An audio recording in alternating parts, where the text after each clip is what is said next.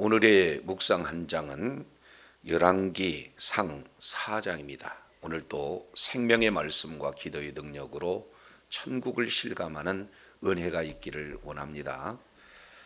열왕기 상 1장부터 12장까지 이 내용을 살펴보면은 솔로몬에 대한 내용이 주로 기록이 되고 있고, 그래서 1장부터 그 중에 4장까지 이 내용은 이제 솔로몬이 어떻게 왕위에 오르고, 그리고 솔로몬이 어떻게 그런 행정 조직을 잘 갖추고 뿐만 아니라 번성을 어떻게 이루었는가 하는 내용들이 기록되고 있습니다.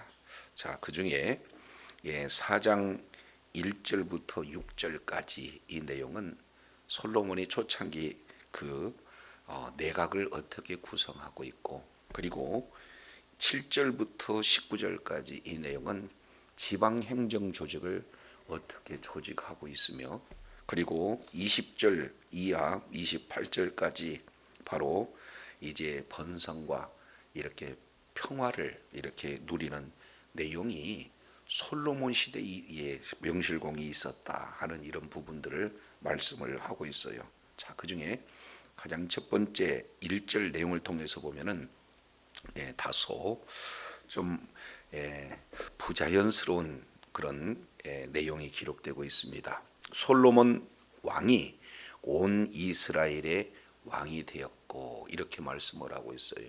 왜 이렇게 이스라엘의 왕이 되었다라는 이 내용은 이미 기록되고 있는데 다시 재언급을 하고 있을까?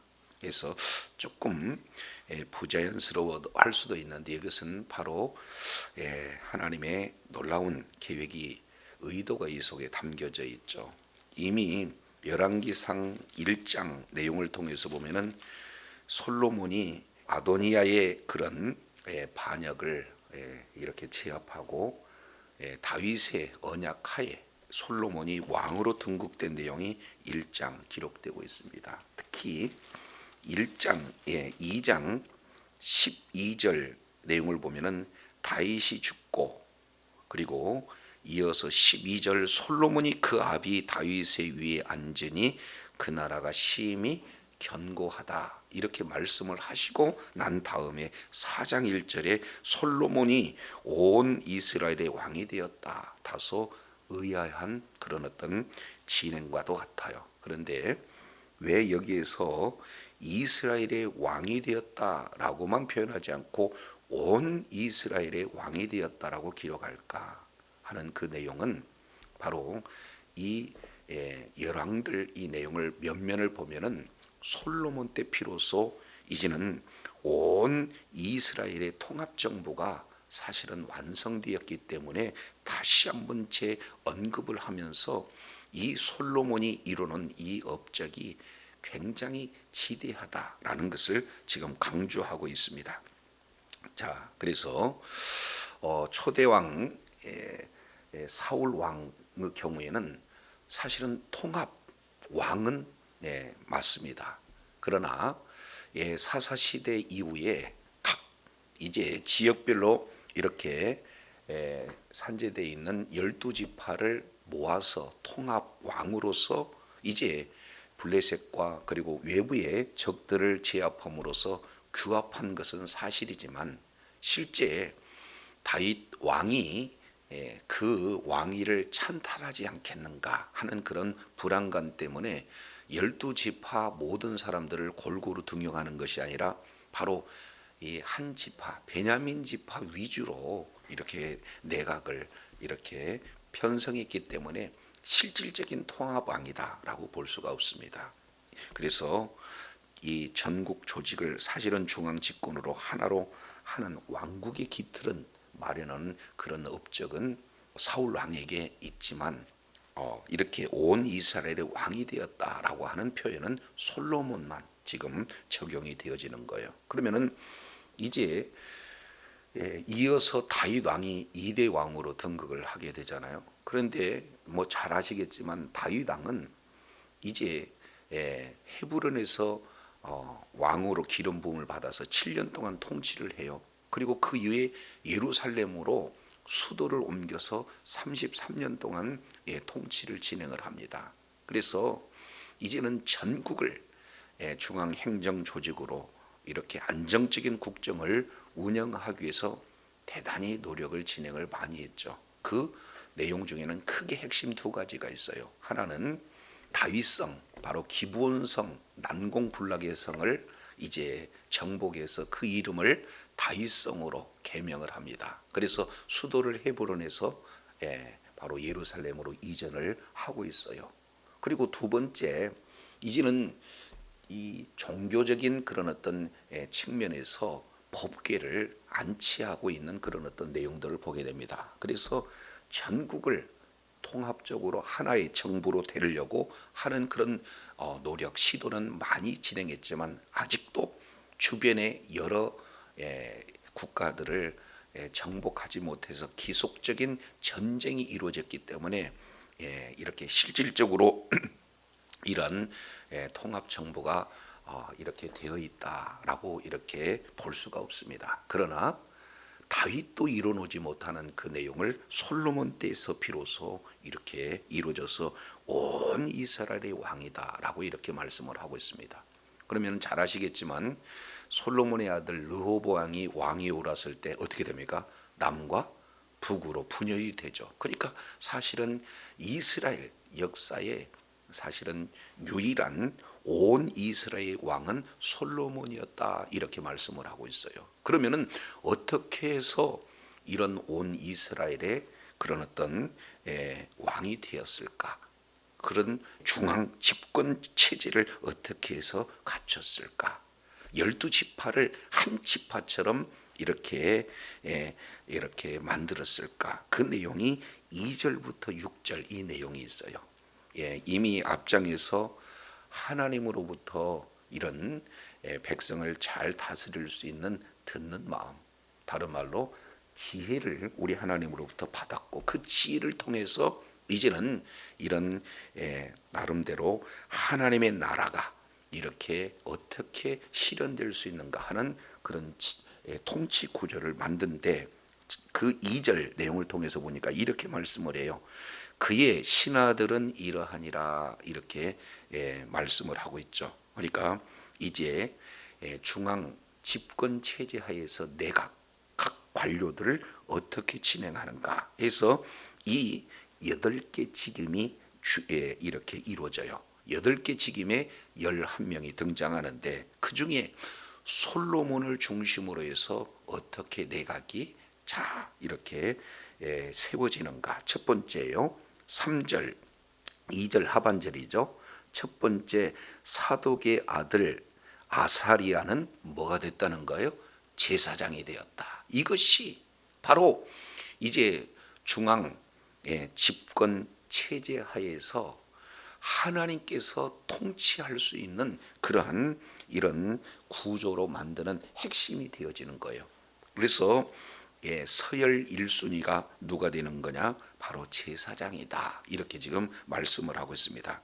잘 아시겠지만은 이제는 제사를 드림으로써 이제 하나님 앞에 나가고 그리고 제사를 통해서 하나님을 만나게 되어지고 그리고 하나님의 통치를 받는 내용이 바로 제사장이 모든 이런 행정 그 첫 내각의 우선순위로 배치되었다는 것, 이것이 굉장히 중요해요. 그러니까 온 나라가 사실은 솔로몬을 중심으로 예배 중심의 나라가 되었다. 그런 구조를 지금 가지고 있는 거예요. 그래서 이제는 다윗이 가지고 있는 통치 철학 그리고 솔로몬이 가지고 있는 그런 통치 철학, 이 내용을 상호 비교해 보면은 어디에서 확연하게 드러나느냐? 행정 조직을 어떻게 했느냐? 여기에 따라서 조금 비교가 될 수 있죠. 우리 지난번에 살펴본 내용이지만 사무엘 하 8장 우리 잠깐 살펴보도록 하겠습니다. 이제 이 국가를 운영함에 있어서 이 국정 통치 철학은 사실은 어떻게 행정을 조직하고 있는가? 그 행정 조직 구조를 보면은 통치 철학을 살펴볼 수가 있죠. 자, 사무엘하 8장 15절. 다윗이 온 이스라엘을 다스려 모든 백성을 정의와 공의를 행할세 그랬습니다. 이 정의와 공의는요, 하나님의 통치 방법이에요.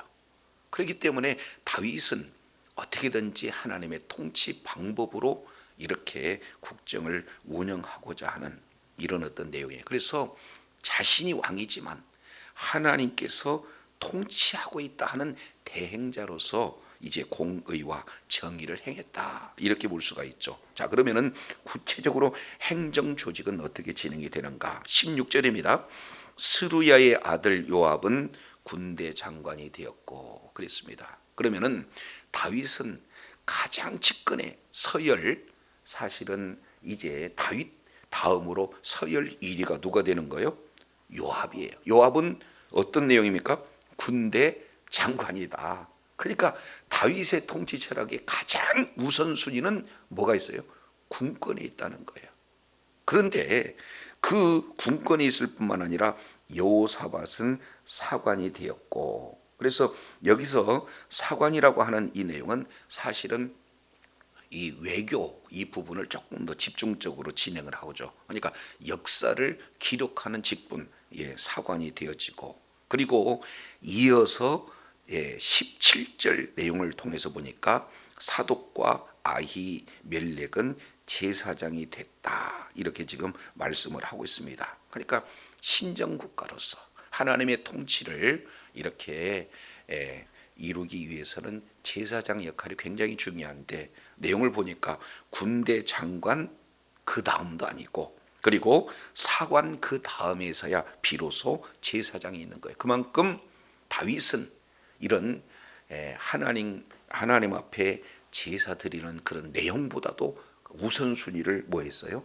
군대, 바로 주변 국가를 이렇게 정복하는데 이 통치 철학을 이렇게 두고 있다라는 것을 볼 수가 있습니다. 그래서 이제 통합 정부이기는 하지만 주변 나라들을 정복하는 정복 전쟁에 끊임없이 임해야 되기 때문에 온 이스라엘의 왕이 되었다라고 하는 것은 솔로몬 때 이루어지게 되는 거예요. 그러면은 자, 군대 장관, 그 다음에 사관, 이어서 서기관, 이런 순서로 되어 있는데, 오늘 열왕기상 4장 2절 내용을 보니까 가장 먼저 이렇게 세운 자가 바로 제사장이다.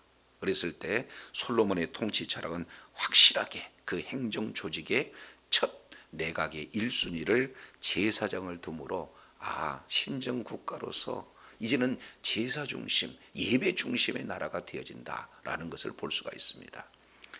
그래서 이 리더의 가장 핵심 측근이 누가 있는가에 따라서 어떻게 국정을 운영하는 것이 잘 드러나지 않습니까? 그래서 솔로몬 혼자 나라 전체를 이끌어갈 수가 없어요. 바로 주변에 있는 유능한 이런 관료들에 의해서 함께 나라를 구성하는데 그 중심이 예배다, 제사다라는 것을 살펴볼 수가 있습니다. 이어서 여호사밧이 소개되고 있는, 그 시사의 아들 엘리호렙과 아히야가 서기관이 되었다, 이렇게 말씀을 하고 있어요. 그러면 서기관은 또 어떤 조직입니까? 바로 하나님의 말씀을 계속해서 기록하고 있는 자들이에요.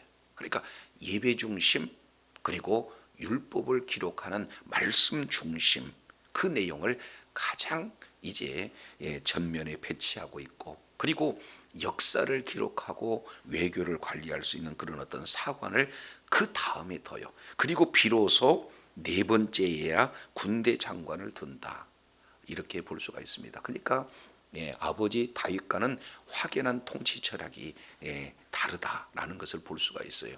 예배 중심에, 이것은 하나님 앞에 나가서 이제는 하나님께 받은 그런 지혜로 말미암아 이 온 이스라엘, 사울도 이루지 못하고 다윗도 이루지 못하고 솔로몬 때 이뤘던 그 내용은 하나님의 그러한 탁월한 지혜로 말미암아 이런 국가, 바로 내각 관료들을 이렇게 배치함으로써 이루어졌다. 그 중심에 바로 제사 중심이요, 말씀 중심이다라는 것을 살펴볼 수가 있습니다.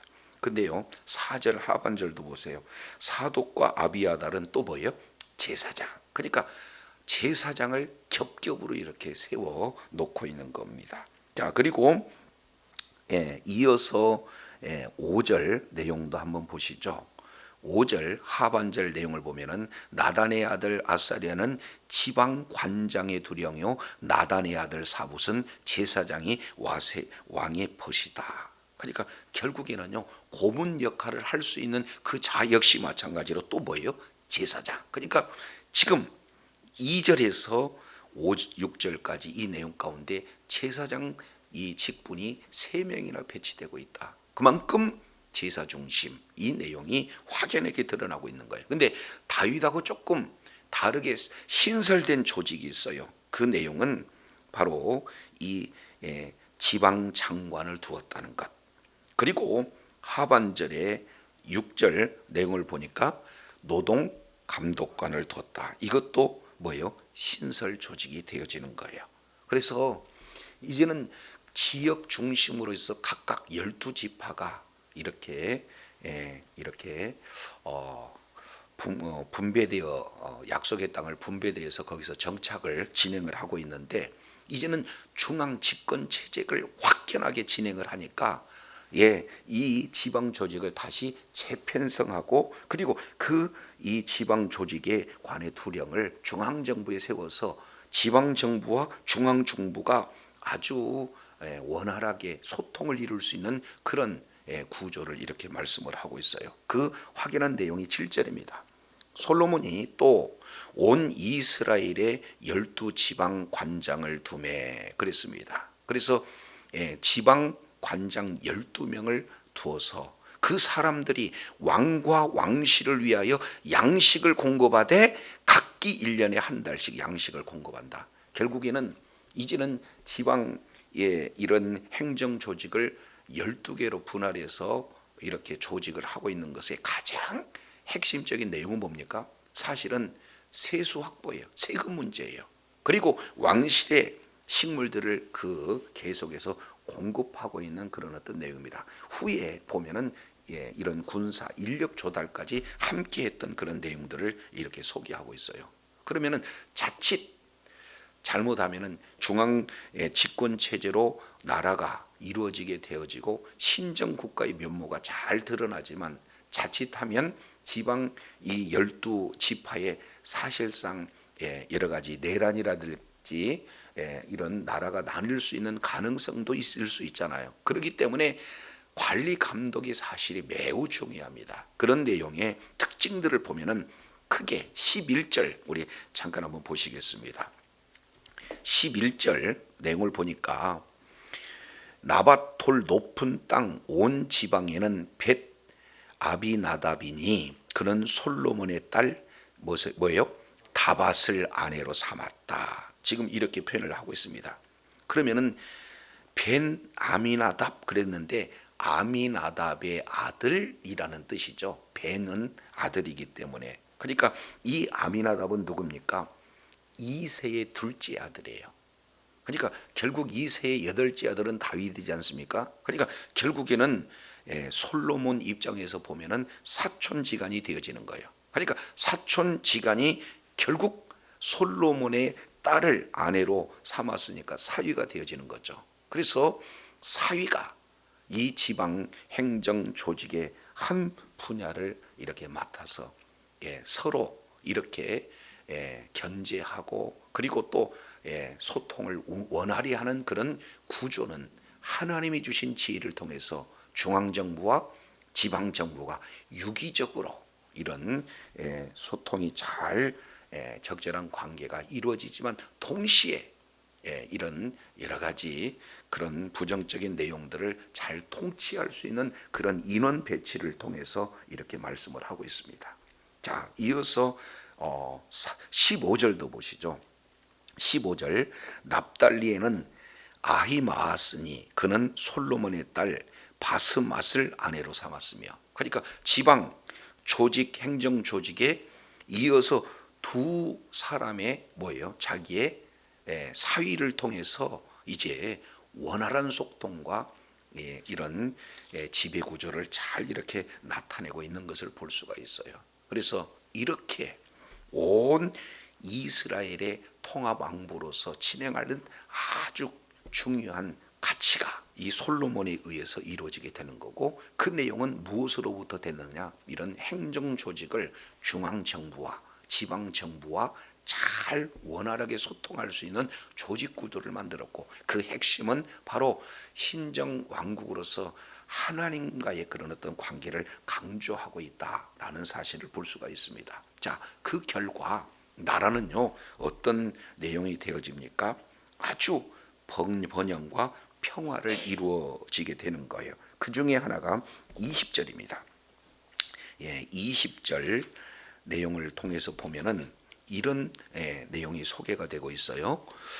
유다와 이스라엘의 인구가 바닷가에 모래같이 많게 되고, 그리고 먹고 마시며 즐거워했으며, 21절 솔로몬이 그 강에서부터 블레셋 사람의 땅에 이르기까지와 애굽 지경에 미치기까지의 모든 나라를 다스림으로 솔로몬이 사는 동안에 그 나라들이 뭘 바쳤다?